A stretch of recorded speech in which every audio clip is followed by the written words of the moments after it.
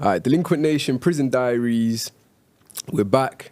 I got my friend Chris here. What's going on, my bro? You good, yeah? Thank you for coming down. I know you got an interesting story. I want to get into it, and obviously you know a bit about yourself. I want to get into your upbringing, what led up to your crime, obviously the crime itself, and hopefully, and then your experience in prison, and hopefully that can, you know, educate some people and, you know, give an insight into what's really going on.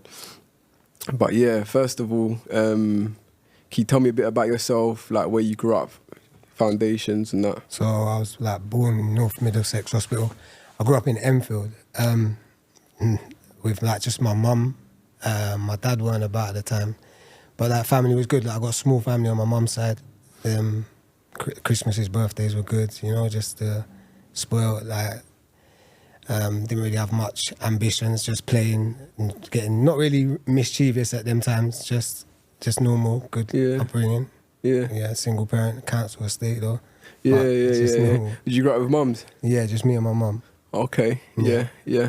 And how do you feel like that potentially impacted you? Do you think that made a difference in your life looking back now, or? Yeah, definitely when I look back now. Are you a dad? No, not yet. Oh, yeah. No. But I would definitely say having two parents makes all the difference, For sure. You know. So, but a lot of the time when you're just growing up with it, you don't realize it, innit, because your mum's like plays both parts in it, kind of thing. But yeah, so were you saying you grew up with your mum's council estate? Yeah, it was alright. Like obviously, like you say, that no father figure, you kind of miss that. Because your mum she can't really play both roles as good as she wants to. Yeah. But yeah, so it was all right. But I started hearing from my dad when I was about 8, and then he was like ringing me saying he's gonna come see me soon and that. But he was in prison at the time. He was at prison. He was in prison when he called you when you was 8. Yeah, so he was coming out soon, but I didn't know that at the time. Yeah. But yeah, so he come out like when I was 8, and that's the only real time I remember with him. Like. Oh, did you just see him when you got out? When he got out, when I was about 8, yeah. Oh, when he got out, sorry. Yeah, that's the only time. Word. But you didn't see him after that?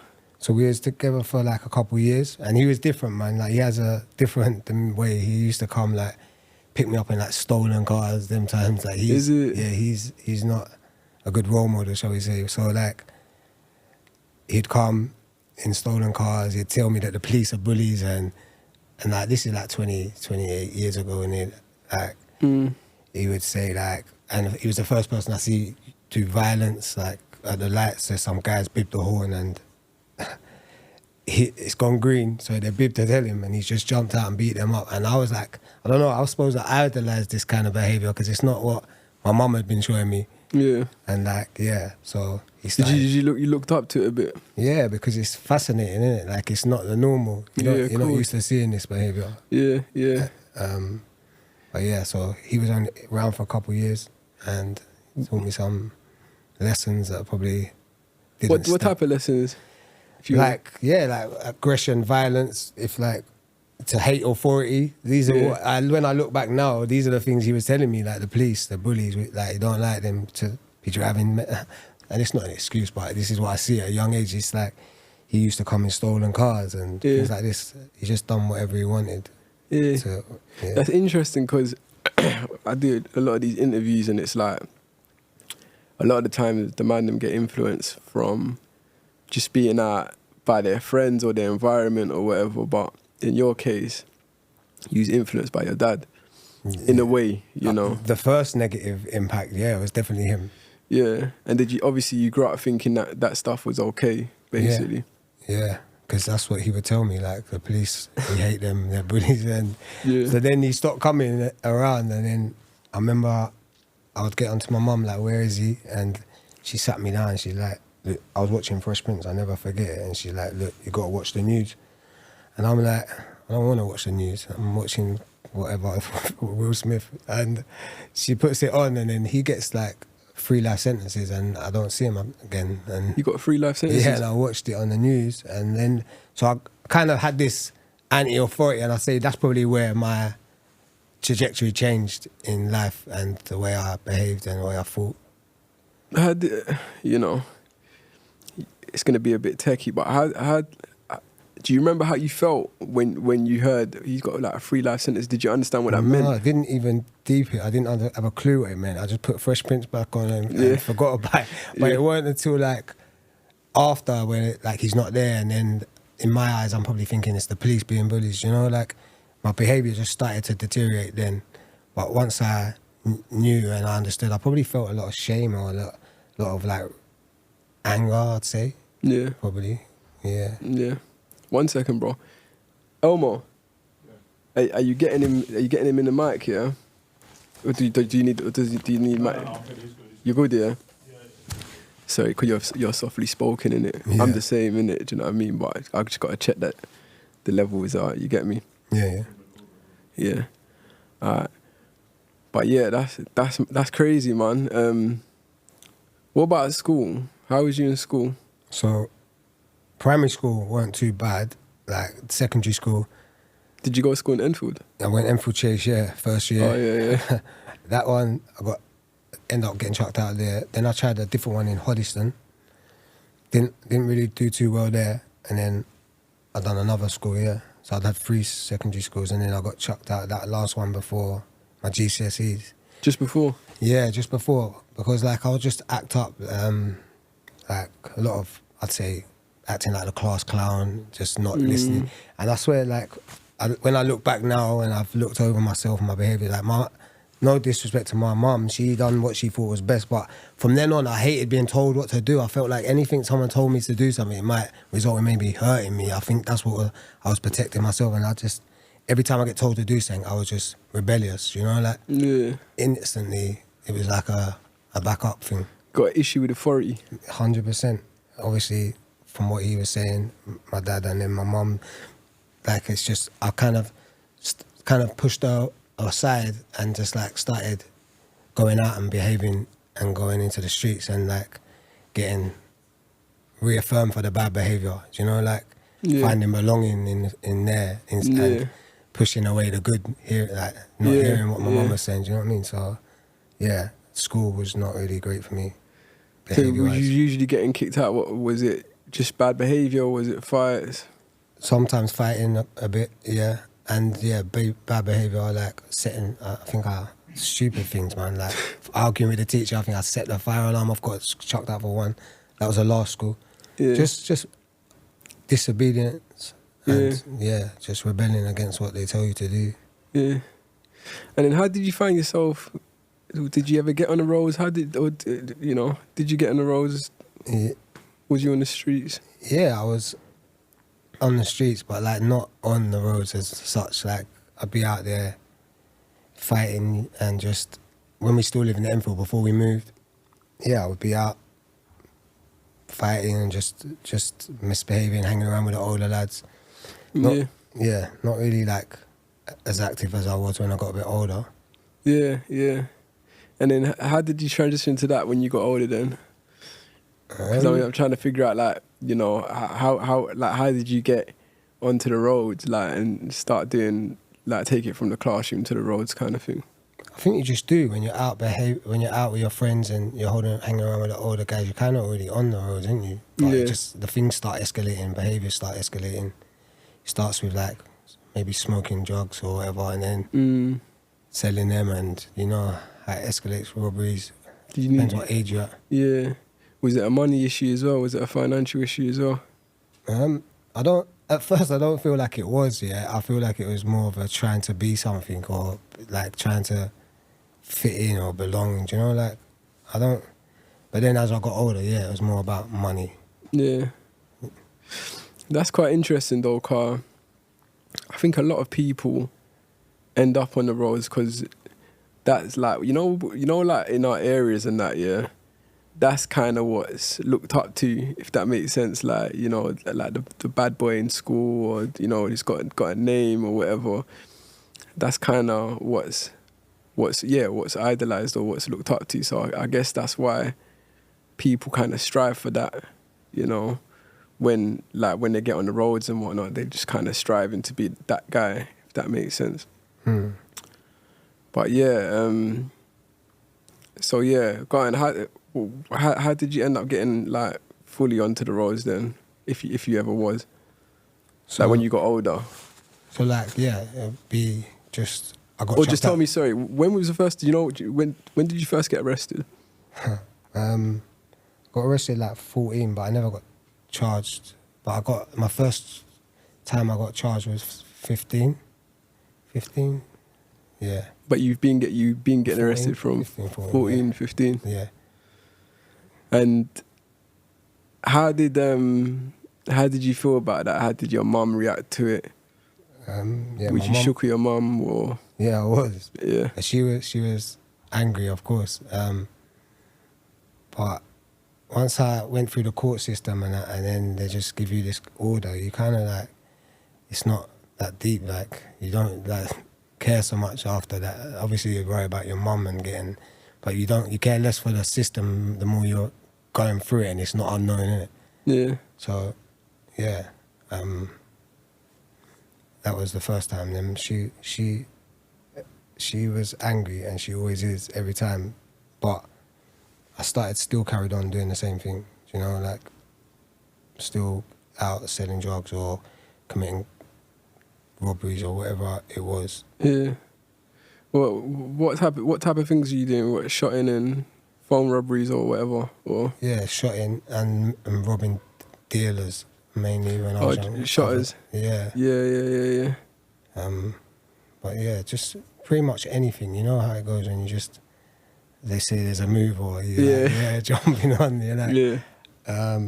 But yeah, pretty much putting my hand on anything really. Okay.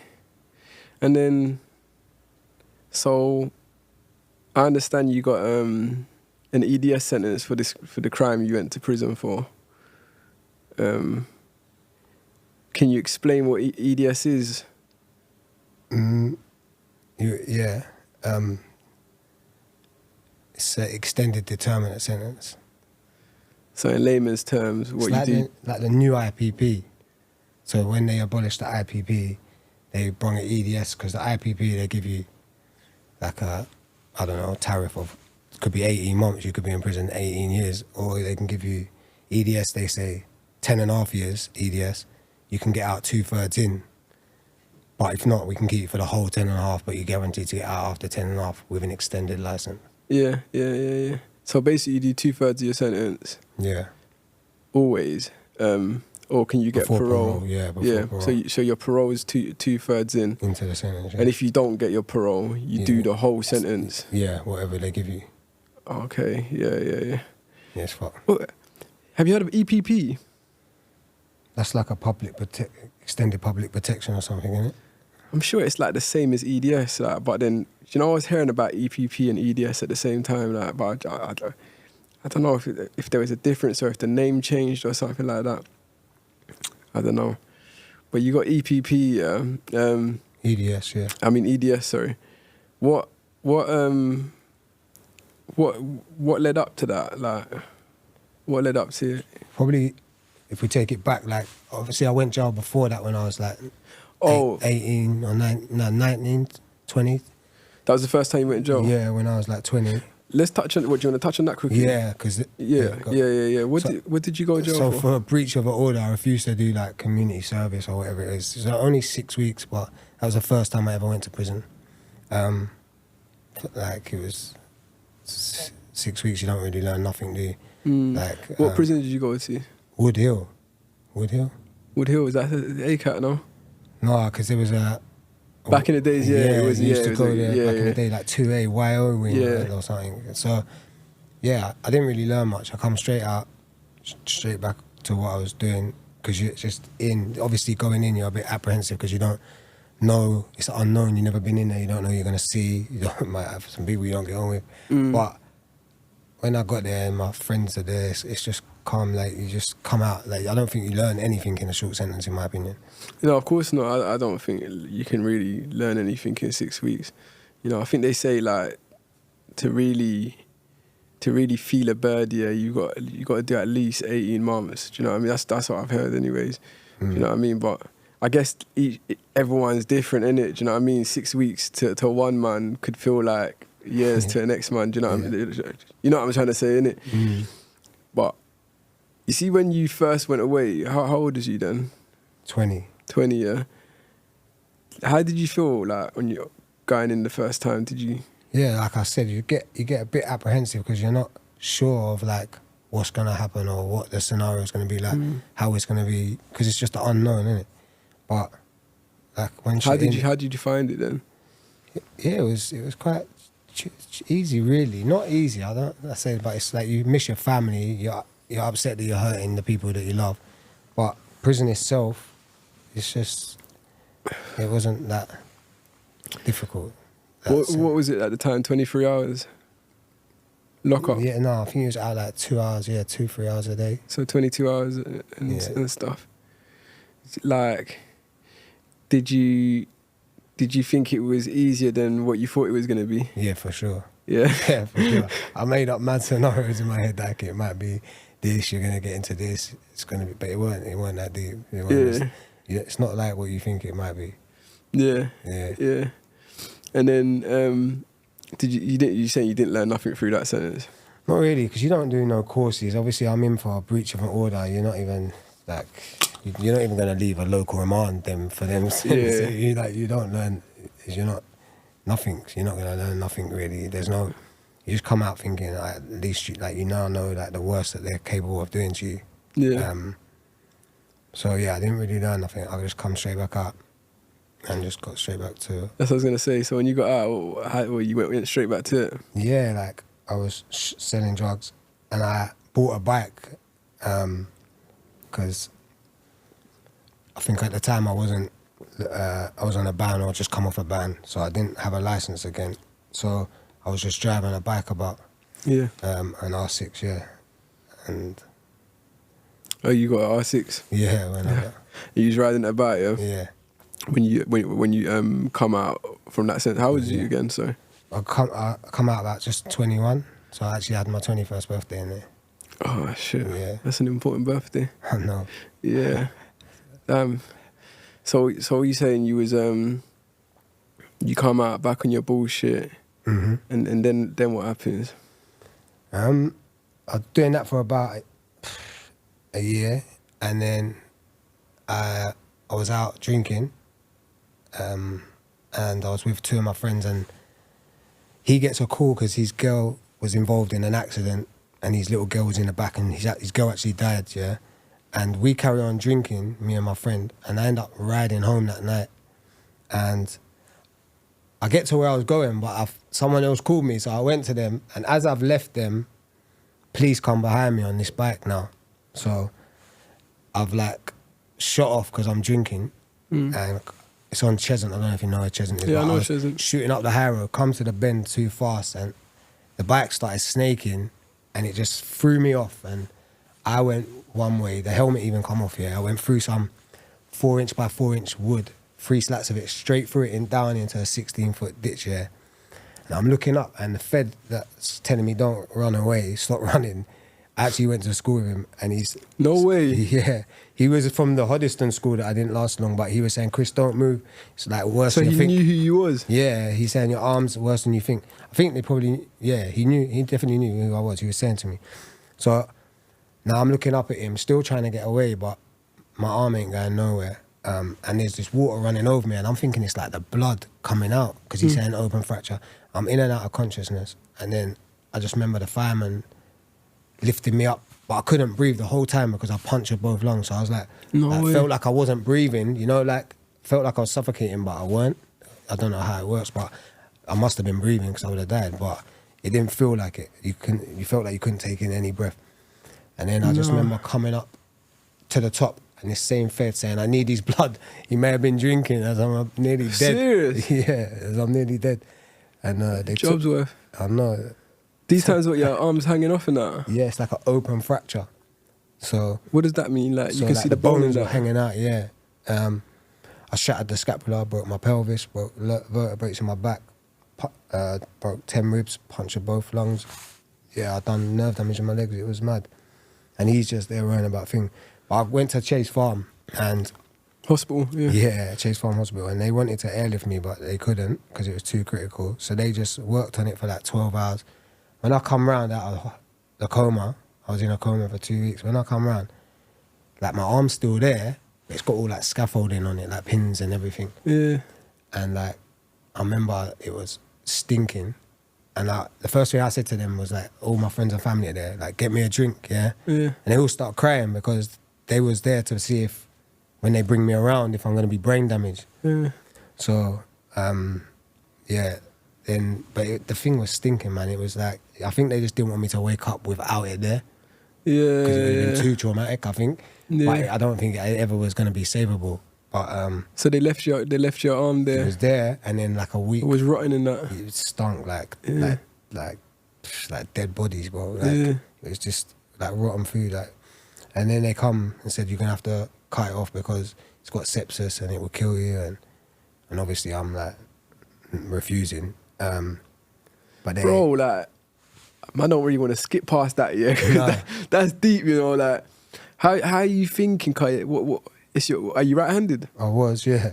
So this your good arm, bro. Like, bro, what goes through your head, like, at that time, bro? Like, Honestly, like, or you just still I'm high. Obviously, they're giving me bad drugs Morphine or whatever. and that, yeah. Morphined up. But like, the thoughts, honestly, probably why did I survive? Like, I wish I didn't. It's probably the Really? realest answer I can give you. At that time, yeah, I was bare in self-pity because you think, I got no one, like, it's just me, innit? Like, Yeah. I'm guilty for the actions. I have to take that guilt on. It's like, yeah. So you're just angry at yourself, I suppose, and wishing that you didn't survive. yeah. Is probably the honest answer at that time. No, I hear that, man. You know, because you're obviously waking up, like you said, you got all the pins and that in your arm. Mm-hmm. Probably got tubes coming out of you and stuff. I don't know, because you said your lungs were punctured, or Yeah. you know. Yeah, that's a serious thing, man. And what did you think? Like, did you think? Did you want to just like, you know, not be here or anything like that? For sure. But at the time as well, like my legs were mashed up as well. So I'm laying in a bed. It's peak. I couldn't. My legs were. I didn't even know if they didn't know if I'd walk properly. So it wasn't just my arm. It wasn't just your arm. Right, Yeah. it was game over at that time. It was peak. Yeah. I didn't know if I'd be in a wheelchair or what. Didn't know what it was going to be like. So yeah, I probably was just feeling sorry for myself, saying I don't want to be alive. Was probably the main fault. No, I definitely hear you, bro. Right. Definitely hear you. And then, you know, how do you get over that? Like, Time. Time's a good healer. For sure, time. Yeah. And I don't know if I got over it at first. I don't think like I started projecting it outwards, the pain. did you have a missus, by the way? No, not Not really. not exclusive, no. Okay. And like, did that cross your mind at all? Or do you not even want to speak about that? You know, Whether I get another one. no, not if you get another one, but like, not if you get another one. But I'm saying like struggle. Do you know what I'm thinking? Like, I'm thinking, say I had a missus at the time. You know, you go through this mad accident. You don't know if your legs are gonna work. You don't. Your arms are coming off. Like you're thinking to yourself, my missus. I might think to myself, like, it might cross my mind, like, she ain't gonna accept me like this. Do you know what I'm saying? It's a deep thing. No. But I'm just trying to get the deepness. You're on the path, because I remember I was in there and I'm on the computer and like, I think I had Facebook and people inboxing me. Obviously, I've done, like I said, you've been doing bad stuff. People inboxing me on fake accounts like, "Hi, you used to be good looking, now look at you." Do you know, like, so yeah. them thoughts were coming through my head like, right, is this what everyone's thinking, or just people trying to, obviously they're trying to hurt you, but they stick in your head for a reason. Yeah. So Facts. yeah, like I probably did think that, but I don't know, I weren't eating, so there was bigger problems. It was probably the worst time of my life for sure. Hey, I could definitely imagine that, bro. Yeah. So like, I know it takes a long time, but you know, I know obviously your main offence, which is your index one, innit? Your main offence happens after this. So like after this whole accident, and that, like you said, you're projecting, da. But how do you then end up in the situation that you was in? You'd think it'd be like an aha moment and you just like change your life then, innit? But Yeah, it because that's didn't. what I'm thinking. I was thinking like, yeah, like you go through a mad accident like that. Obviously, you took chase while you was drunk on the your R6. Yeah. Bloody hell, like you know, you might want to change your thought process after that. But I didn't. Like I come out. I was in I had my own place. I didn't come out for 2 years. I'd say probably like my friends would be knocking on my flat, and I would pretend that I weren't in. yeah, Because I was just in some deep depression, wallowing in self-pity. And yeah, I wouldn't come out for a while. I had a prosthetic arm, and like, if I did come out, when I started coming out after a couple of years of just staying in, I'd either go out and get drunk and take drugs or whatever it was to numb this feeling, because I couldn't accept this person I've become, or I would stay in and sleep. Like, that was the two flips. So then after I met some girl, and then she was like, right, what are you gonna do? Just sit in, stay in and all this? Like, you might as well start. And I just started getting back into that life again.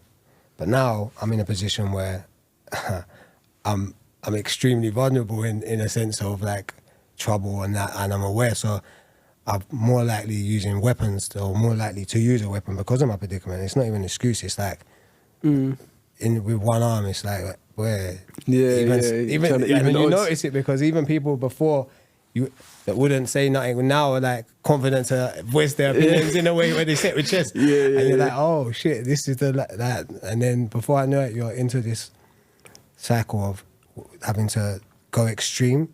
Yeah. And like I was just doing all these stupid crimes that I was doing before just to maybe validate myself that I felt like I was who I used to be, or I don't know, in some misguided way I was trying to become the guy I was before, who wasn't even anything anyway when you really think about it. But I was just trying to get back to that, and it meant escalation in how I had to get there, if that makes sense. Yeah.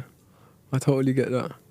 And it makes sense as well, kind of thing. If you're staying in the same lane, and you know you go back there, but now you're a bit, you know, you're gonna have to like kind of overcompensate, you know, to kind of like you said, be that person that you was. But yeah, so how long did you get? So basically I got for the EDS, yeah. So I got 10.5 year EDS for false imprisonment, blackmail, section 20. But wow, it's a big sentence.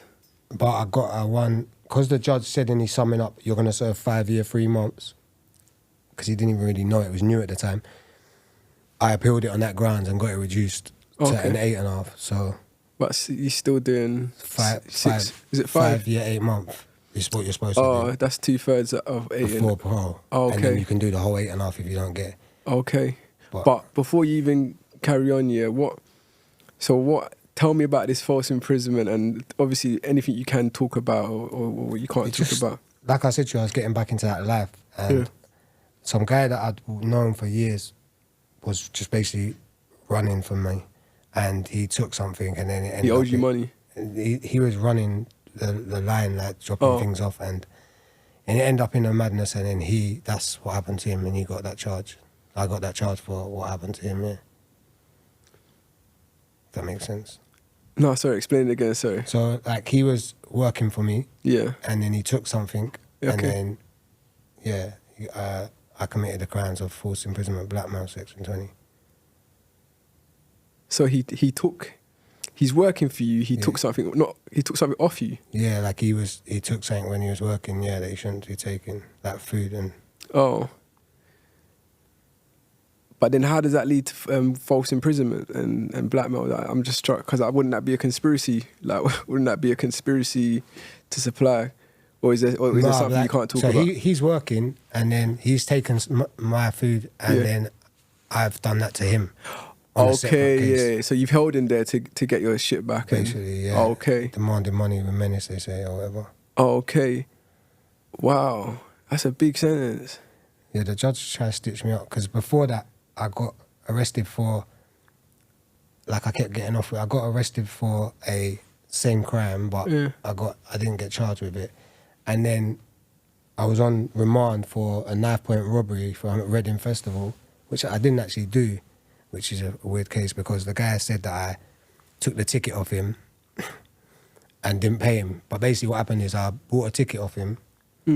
Now another guy's come along and offered him more money and he said he needs 2. So he only had 1 ticket left. He's like, can you give me that ticket back? And you tried to get the ticket back? I was like, cheeky. I was like, fuck off, yeah. And then he went to the police and they kind of like brushed him off. Then he went, I was still there. He went away. He comes back with a fed and then they saying, I'm arresting you for knife point robbery.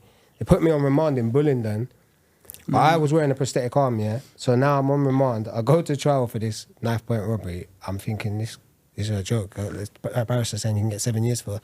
Saying I didn't even do it. So my barrister's like to him, okay, so Chris held a knife to your throat, yeah? How did he take the ticket? He said with the other arm. And the judge basically directed them to give me a not guilty. For real? Like he just said, well, that couldn't be possible. Chris has only got 1 arm. But because he hadn't seen me, he hadn't seen that. And then when I'm in the dock, I don't think he thought that that's happened before because he didn't know.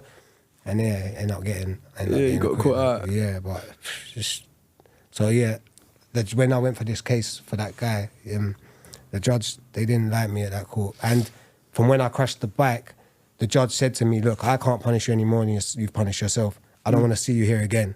And then I'm back in that court a couple of times. Nah, but I've been there a couple of times since then. So I feel like they just wanted to stitch me up because, bearing in mind, there was another guy, me and my, like, there was 3 of us in that thing, and only I got arrested at the scene. The other guy, they didn't even ask him any questions, let him go. And then the victim. So you got someone that's with me at the same time. They just didn't want to, they only collected any evidence that was beneficial to them. Yeah. But, yeah. Bloody hell. But yeah, no, that's actually nuts, man, car. I'm sure a lot of men go through that, you know, someone steals the pack, whatever. Or did he snitch? Or do you not want to get into that? Yeah, he made a statement and then when he didn't want to come court, they dragged him to court. He says, I take a lot of drugs. I don't even think Chris did this. I can't remember. They said, you're hostile and read his statement and let him go home. So I had a trial just on his first statement. So we couldn't cross-examine him. Nothing. It was, you can't. Yeah. That is crazy, man. Yeah. That's a crazy old case, man. You know, because there's no witness. There's not supposed to dash throw it out, innit? Yeah. The first time he didn't come, then they brought him to court, the police, and then because he was not answering questions, saying he don't remember, he takes a lot of drugs. They said he's hostile and he's scared to talk. So they referred to his first statement. Okay. So then, bam, now. Obviously, what a lot of people don't know is when they're trying to figure out if you're EDS or not, they do a dangerous report. Do you remember that? Yeah.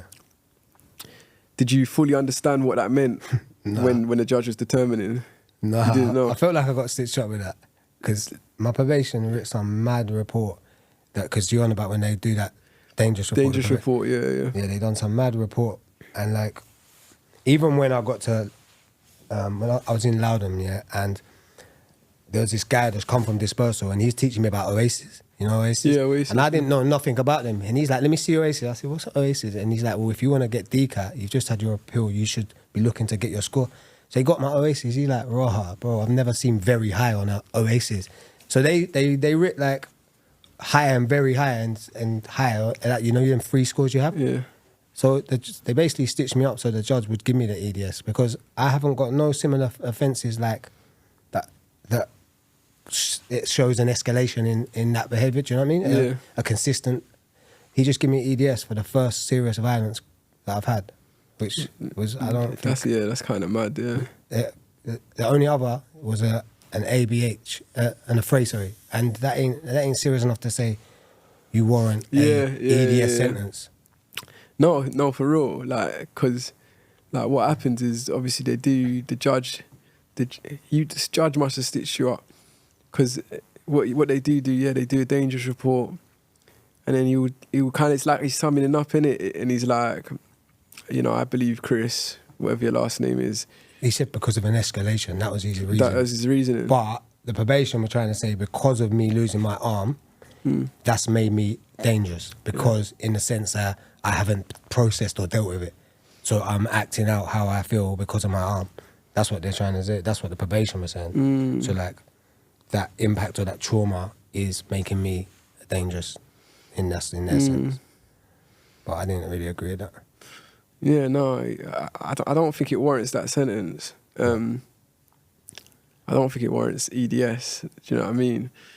Because that's like, because if it was back in the days, you would have got IPP in it, like, really. Yeah. And the only thing they're saying it's escalated from, you're saying it's from a fray. Yeah, pathetic. It's not. My barrister was saying it's not even like you shouldn't be doing this. But, so probation's obviously stitched you up. Yeah, but the judge was on board with that. He wanted that. Yeah. Because he ordered it. But you said you appealed you appealed it and... Yeah, and I went to the High Court, and they said, we're not going to remove the EDS, but what we're going to do, we're going to give you an 8.5 EDS. Wow. So you can get out after, which is, it's not really true, because you can't guarantee to get out after the time. Because you could have done the whole 8.5. Yeah. So bam. So when you get found dangerous now, and they're saying, all right, EDS, you saying you didn't fully understand it. When you went and spoke to the solicitor, did he break it down for you, like that you have to do 2/3? No, it was your inside probation, your OS. So you didn't even know until you went back to prison. No, because he's like, the judge said you're going to do 5 year 3 month. So he's in summing up. The judge said that you're going to do, because he gave me 10.5 EDS at first, and then when I went back into prison, the inside probation come see me, said, you understand that you got a parole date, gave me your dates in 7 years. And I was like, what? No, they told me 5. So that's when we lodged that appeal on that grounds that you've said in your summing up a certain thing, and they're telling me I have to do more. Wow. How did you feel getting such a sentence? Oh, I felt like kind of lost, like, because I was acting out all this trauma, feeling that type of way, feeling traumatized, feeling sorry for myself because I lost my arm. But the situation just was the exact same. I hadn't dealt with the trauma. I had no therapy. And then I'm still sitting in a prison now with the same mental issues that I had out there. So it was probably not worse, but it wasn't no better. Like you've brought yourself into a worse setting to feel the same internal shit. Yeah. It's true, and it's much worse now. Cause you have much less control. 100%. Over the people you want to speak to, over people you want to see. You know, yeah, I can imagine, man. Because depression's not nice, but then depression in prison, it's got to be a lot worse. Do you feel like? Obviously, it hasn't. But do you feel like? I'm going to get into your prison experience in a second, but just off this depression stuff, do you feel like do you feel like it's made you worse coming out of prison, like your mental health? Not maybe not your depression and that, but for me, I found that I'm more keep myself to myself now. Do you know what I mean? I've spent a long time inside, and I'm just more introverted, if that makes sense. Now, is that the same for you, or? Yeah, I think I was always introverted, but I don't think prison has made it worse or made it me any worse. I think it's actually helped me to actually deal with a lot of reflection, man. Like, you get a lot of time to reflect on your life. I'm not saying these courses work, but I done Resolve. And that kind of got me thinking about my emotions and sparked me on my own healing journey. And then I also had therapy in there. I got into fitness, all these things. Did you go to TC? Nah. I didn't do like Grendon and everything. So. Yeah, Dovegate, Grendon. No, I didn't do that. Oh, you just went to an actual therapy nurse? Yeah, like they just done some counselling sessions in prison. Yeah. So you was a B-cat? Yeah. You said you was in Loudon. I was in Loudon. When was you there? When did I get there? I got sentenced in 2015. I got there 2017 to 2019. Yeah, we was there at the same time. Yeah. Yeah, we was there at the same, and I got sentenced in 2015 as well. Yeah. That's crazy. We probably. How long did you do again? I did 10 D5 though, so I did 5 years. But I went about. I went from I was Thameside, Belmarsh, then I went Dovegate, Doncaster, Active. Loudon. Yeah, I was busy, man. Then went to Loudon, and then from Loudon I finally got my CCAT after 4 years. And from Loudon, they brought me up in Loudon, the officers. I'm gonna get to that because Oh, you know I actually- got a claim against them for that. Was it that ginger guy? That ginger skin? You're on about phone jacker. Phone jacker, that's it. Phone jacker. He called phone jacket, bro. But my man's called phone Phone jacker jacker. because he will get your phone. Yeah, but bro. imagine I come there with a Zanko in my prosthetic arm, yeah, from Peterborough, Yeah. and then I got it through, but you can't switch it on. Them times you couldn't switch it on. You had to go in the yard and put it under a woolly Exactly. hat. Yeah, bro. That's what man used to do. Yeah, Bro, in it's- Loudon, man used to go have a woolly hat. Yeah, There's you no can't- you reception on the wing. can't tell You have to them go on out of the yard and walk about and just pretend like you know. But these times under the it's under the hat. in the middle of the summer, like Aye, woolly yeah. hat on this. Yeah. Hey, Loudon was struggles. But the only thing good about it is like the good regime, good gym, good food, and it's just like it's a life is prison. yeah, innit? everyone's just got along. Your neighbour's your neighbour, and like it's just I feel like it's a good settled prison to go to. Yeah. What wing was you on? And I started on C wing. C wing. I was an L. Yeah. Yeah. So, I was an L. Then I went SRU. I was on SRU for like a year. I was there for time. Yeah. What in the block there? No, you know, from the block you go SRU, Okay. and then but on SRU, I ended up staying there for a long time. So first I was there because of behaviour. Then afterwards managed to pattern a job, so I became SRU orderly, and then they kind of wanted me to stay there so I can like. Because I was patterning. That's a good job. You get a bill a week in prison or something to work in. £35. I was earning, I was earning That's like what I heard. Them £35. jobs are good. Yeah, man. But yeah, sorry, man. Sorry, let's go back. Sorry, Kai. Yeah, we just got carried away. So, bam, this is after your appeal now, yeah? So you have to serve what? Well, it was 5 year. Supposed to be 5 year 8 would be a thing, but because they activated the suspended sentence in that. They took off some time, so basically I had to do 5 year 1 month. That's what I totally done. Yeah. In the time. And how did you find your prison experience being in like higher securities and that? What would you say the difference is between B cats and C cats? Because I don't know, like what locals. no, as in a sentence B cat, like yeah. It's more calm, and I think it's more like. It's more calmer in a long termers, I think. Unless it's like there's something serious, then seriously it'll go. I've always said that as well. Yeah, it'll go off. But like, it's more calm. People just want to cut through. And everyone's doing long time. Yeah. But when it goes off, it like fully goes off. Serious. It goes, like really serious. Yeah. Yeah. And did you get your C cap from there? In the end, because like I said to you, at first I didn't understand all this Oasis. Then the guy showed me, and he was like, and then I started doing all the courses, doing them. They done these other ones in like pro-social modelling and all them in Loudon, done all them. Then because my sentence was reduced, I asked for a review because it come under the 10, so I shouldn't even have come there. I'm saying, should have went straight to CCAT. Yeah. So they did in the end give it to me, and they sent me to the Mount. Oh, the Mount's nice. Yeah, the Mount's live because at them times you could like music and that. And you could buy like steak and cook. They had cookers when I was there. Swear. If you was on an enhanced wing, you could go there and you could eat steak and all the whole chickens and ice cream and have your freezer bag and. Say that. Like, yeah, I've only heard people talk about that in dispersals. Yeah. But I never had that. So yeah, the Mount was live, but I just wanted to go to DCAT, man. That was my goal. Did you get to DCAT eventually? Yeah, in the end. So you got to jump through a lot of holes in that. Before you get into that, would you getting yourself into trouble in prison? Like, because I want to get into like you not having an arm in prison. Did they pattern your arm, or did they? Do you know when I say pattern your arm? Did they? Did they? I'll go back there now if that's the case. Like, but that's what I'm saying. Oh yeah, you said you had a prostate arm, innit? Yeah, but I never wore it. Only in like visits. Like I never really cared about wearing it on the wing because there's no. I don't know. I assume it's like for. I was probably insecure at the time about it, so I'd wear it like outside or on a visit.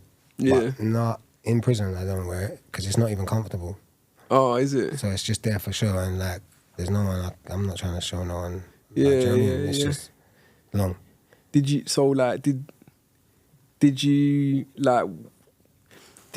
you find like people was maybe treating you differently because you had you was disabled, like you had a disability? What inmates? Or Inmates screws? and officers. Because yeah. obviously I know you said you're gonna get into your story in Loudon and that, but they're notorious for fucking up prisoners. They don't do it.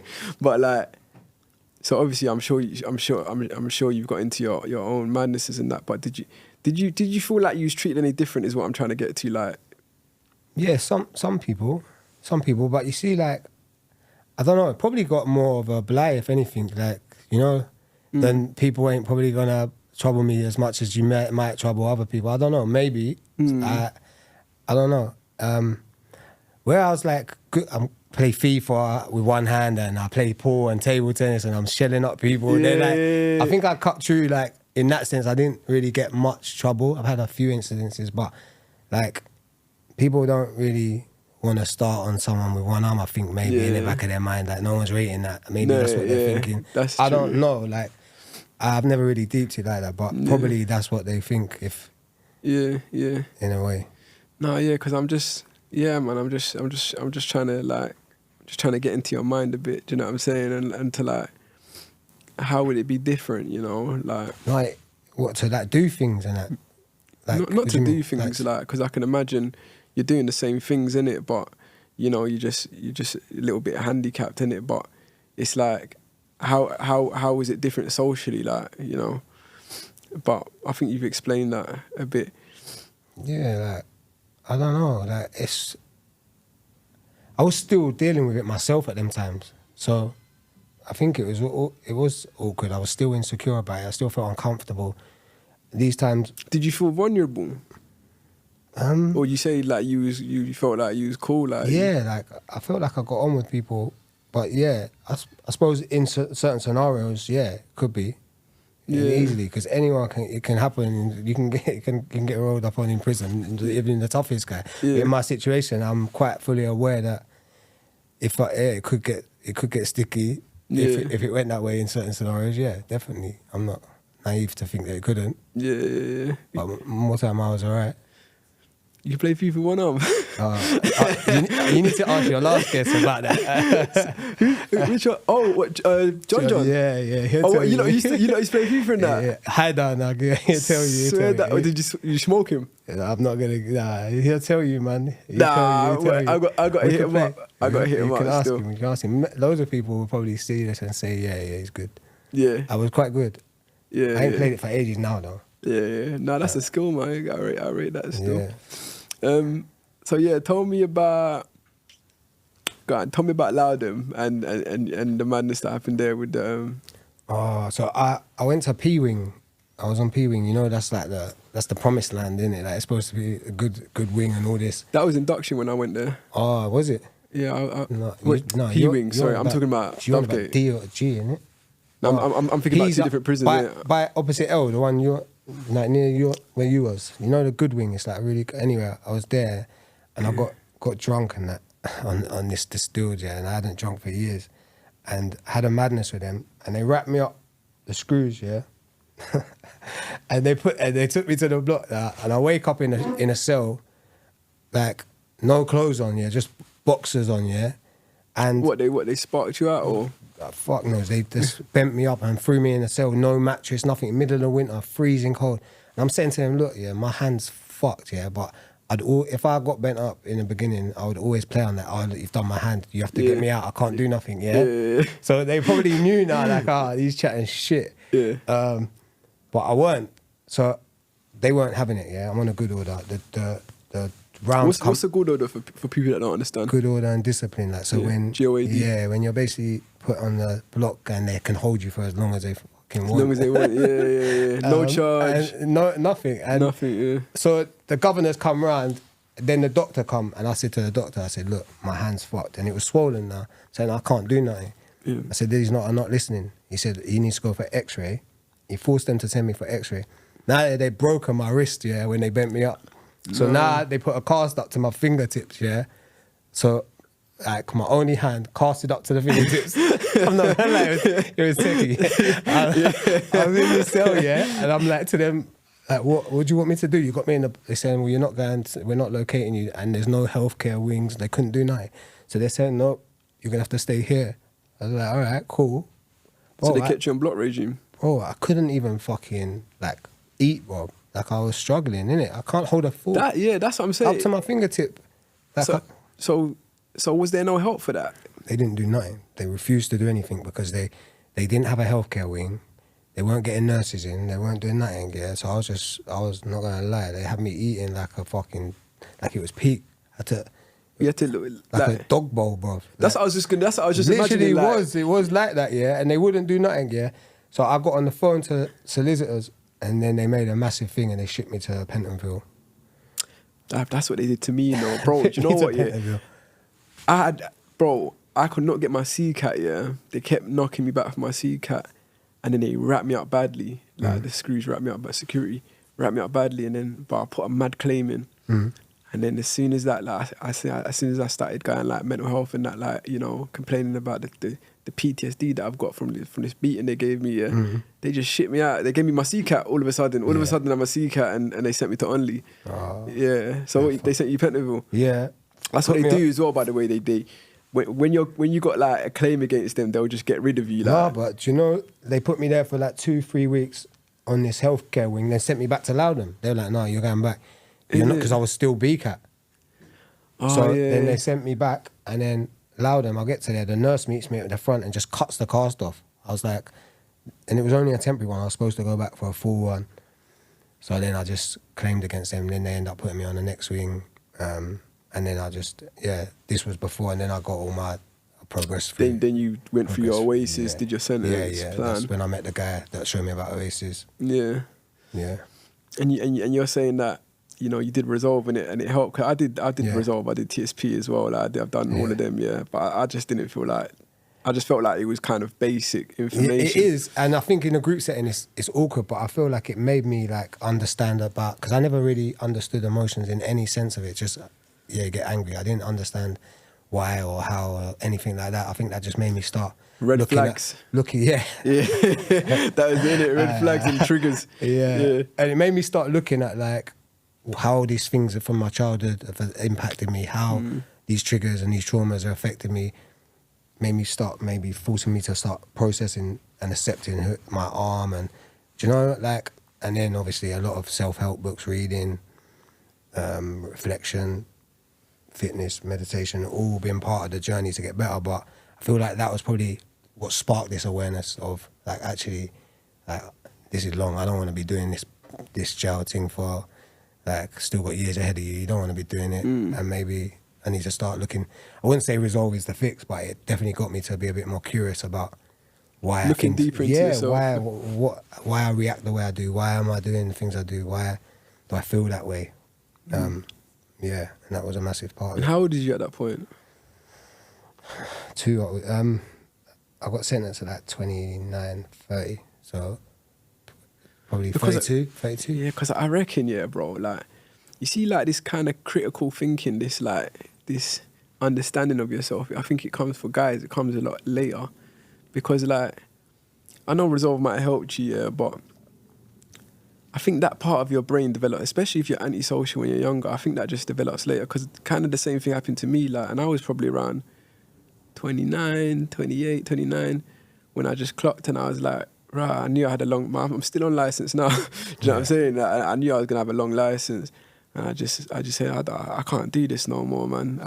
I've been going to jail for the past 10 years. Like, this is just like, this is madness. I just can't keep going back. Like, I've wasted all my 20s. You know, you need to just do something. You can't just waste life. Like, your friends are getting married, having kids, or whatever, or like they're getting on with their life. All the legit guys, the people that went straight in their life, they're just problem free. Like, you know, you start to ask yourself questions like, what am I doing, like, you know, with my life, kind of thing. And I think that just, I don't know, if you're an antisocial guy, yeah, I think that type of thinking comes later on in life, you know. But yeah, so you're saying, like, but was it easy or was it hard to keep up that mentality of, like, was it easy to make the transition? So, like, that sparked it, and my goal was then to get to DCAT. Got my CCAT, went to Mount. Then when I got to DCAT, I would say, I went to the Mount and then worked through that system, got to DCAT, and then I'd say, yeah, that's when I really started going into it. And before that, I'd written in Loudon, I started writing my whole life down. Like, and I feel like getting that on paper, just seeing everything that I've been through and everything that I'm doing and how I'm just doing the same things I've been through. Like they say, hurt people. I was just doing all that. And I was like, raw. And I think that was like some sort of, I don't know, like it gave me some sort of clarity or understanding that, right. So then when I got to DCAT, I was just involved in self-help books and met some good people and yeah, got into fitness. And then I started just working more and more on myself. Yeah, but I totally respect that, bro. I'm just getting into your journey, bro. I totally respect it, man, because that's such a mountain to climb, in it, like what you're going through. And then to kind of like, you know, find yourself like that is commendable, bro.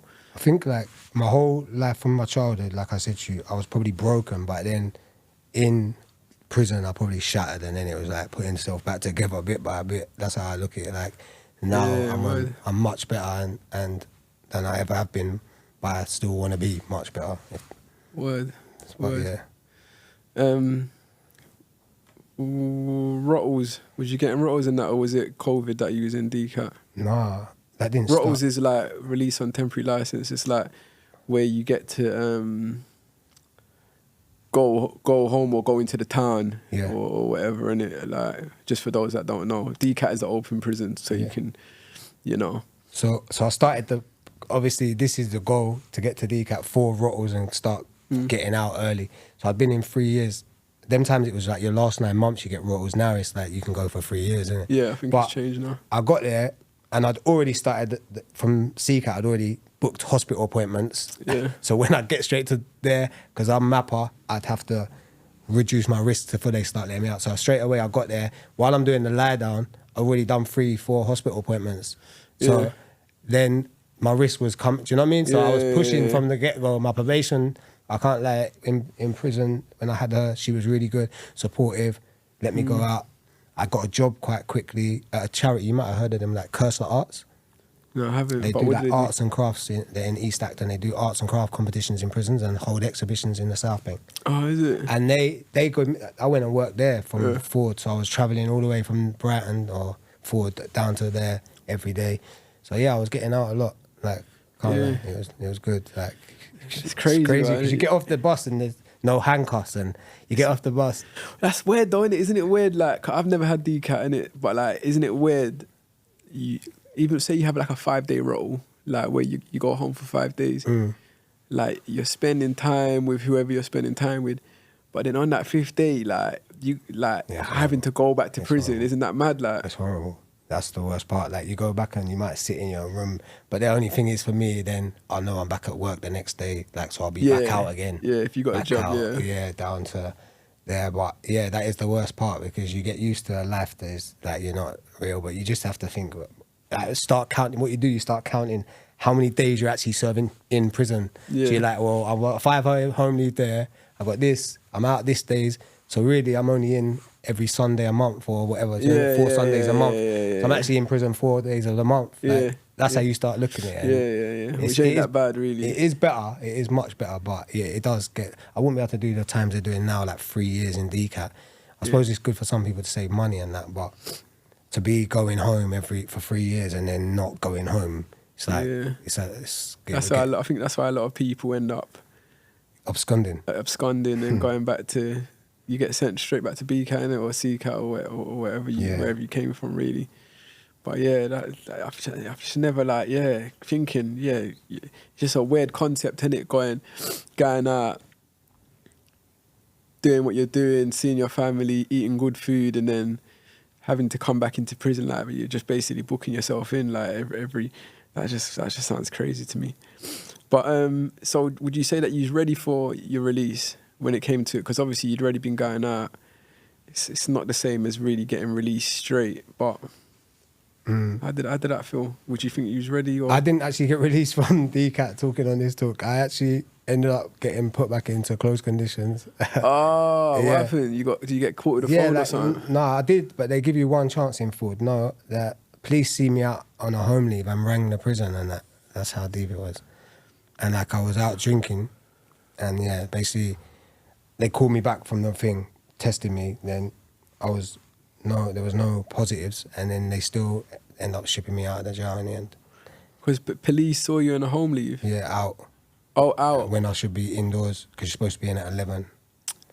Oh, word. Yeah, you're supposed to be 12, I think, on a home leave. You're supposed to be at the premises. You give and you're supposed to write like you know what you're going to be doing, but you're supposed to write everything you're supposed to be doing. And that, obviously, I didn't write. I'll be out in a place drinking. So, yeah. But I got released on the first parole anyway, because I'd done all that work. Yeah. Plus you had DCAT and whatnot. But quickly, before we get into your release, how did it feel going from open conditions back to closed conditions? Bro, do you know what? It was hard, but I stayed focused. I kept reading, and it just hit COVID then. So I got really, like, they chucked me out in, I think it was like just as the pandemic started, March 2020. And then I got released. They sent me back to the Mount, from Lewis back to the Mount, and then the Mount released me in like August. Did you come across Billy Miyagi? Yeah, I was with him in Ford. Oh, was he in Ford? Oh yeah, he was in Ford as well. I was with him in Ford. What about Cliche Serge? He was in the Mount. He does music and that. Serge. Armour, that guy Armour. Serge, I heard that name. Not in Loudon, I heard that Serge. Nah, but he was in the Mount, definitely. And Billy was there as well. But yeah, you get me. Alright, bam. So from there you get released. How did you feel coming out? Yeah, good. Like, I had all these ideas I wanted to do. By that time I was focused on using my accident and just my lived experience to help others that are going through. I'd written a book. Well, it's not complete. Well, it weren't completed then. And I just wanted to just do something positive to society, do you know, like, but it was, you're back out and now you're backwards because they released me to my mum's, otherwise it was an AP. Yeah. You're on tracker. Yeah. So, because of losing the DCAT status. So, it was good, you feel focused, but it's like, all these restrictions, like, yeah. But I was going on home leaves with less restrictions. But yeah, it was alright. It was good. So how did you? Because I know you've done some good stuff since you've been out. How did you find fitting back into society? You know, I know you've done a lot of work on yourself, and I know it's a hard transition as well because people don't really realize being in prison and being outside is like two different, totally different worlds. Like. Was it easy to just was it like you never left or? Yeah, because I'd been going home leaves, so I suppose but of course, I'd missed for 5 months, but it was like I'd just been not for 5 months. So I'd been going home and I've been seeing my family on 5-day home leaves. But yeah, I just had that period of 5 months back in the Mount before they released me, so it was not as bad as it would have been from a long one, just going straight to release. Yeah. Did you find yourself getting back into working? At first, no, it took a little while. I started working with this charity, just voluntary, and then it progressed to work and speaking events and things like that. Yeah. Yeah. So, what is it that you do now? Like, So I've been doing a lot of public speaking, and I've been working with a couple charities, like you said about Inside Out. Cursor Arts and AP Foundation. And we were with Andrew, I'm trying to create a course about traumas and how that impacts your behaviour maybe, and how we can maybe get this into prisons. Or so this is at the early stages, basically. What else have I been doing? I've been doing some modelling for an agency. Oh my God. And they scouted me, and I swear I laugh because I used to hate this body that I'm in, when I lost my arm. And now I'm doing it and like, it's like, I see some girl doing it with one arm and I was like mad empowered by her, And then I was like, that's inspirational. And then they asked me whatever, and now I do it for them. And it's like, that's for me, it's not about nothing but making someone feel how I felt when I see her. 100, and actually accepting, that's like full recognition of I finally accept this. This that's big, man. That's cold, man. So, a few things. What else is it we've been doing? I've written a practical guide so I said to you, I went through a lot of childhood trauma, then I lost my arm and my crimes escalated, but everything that I've done to overcome that and get to where I am today, I've put down into a step-by-step guide of what I done. Maybe this can be the basis of the course, or this can be a book that we can maybe get into some people that need it. And I've also, like I said, I've written my whole life, but it hasn't been published yet because I'm not really a writer. I've written it to the best of my capability, but I've got some people I can put you in touch with. It needs a full-on publisher, I would say. Yeah, I'll put you in touch with some people afterwards anyway. All right, cool. Bro, big respect. Obviously, all these things you're doing, I'm gonna put it in the description so people can check it out themselves and support your thing. Quickly though, I wanna ask you, like, what words of advice would you give? Because obviously you're doing all these positive things now, and what advice would you give to your younger self? And at what stage would you give it? Maybe I would have got myself to reflect on these traumas and triggers a lot earlier. Like you say, it comes late. Yeah. But if I could have started it a lot earlier, then obviously that would speed up the process. But also, like, the people you surround yourself, you have to scrutinise that, I'd say, because my whole life I'd been being around like-minded people at the time, but you ain't going to excel when you're all doing badness, I suppose. Same thing, yeah. So like, I had to change the people I put myself, and I feel like that would be something to look out for, definitely. Yeah. And like you say, like, look at how these traumas and things impact you and the way you feel and the way you act and the way you behave. So, yeah, that's some big advice, man. Bro, I appreciate you, coming down and telling your story. As I said, I'm going to put all your links out there. And yeah, man, I can't, like,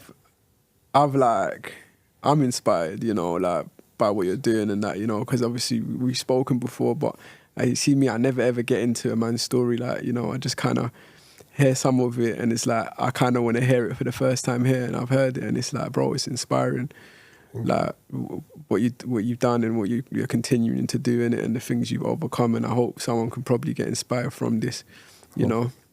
But yes, say no more. Delinquent Nation, Prison Diaries, we're out. Love my bro, man. Yeah.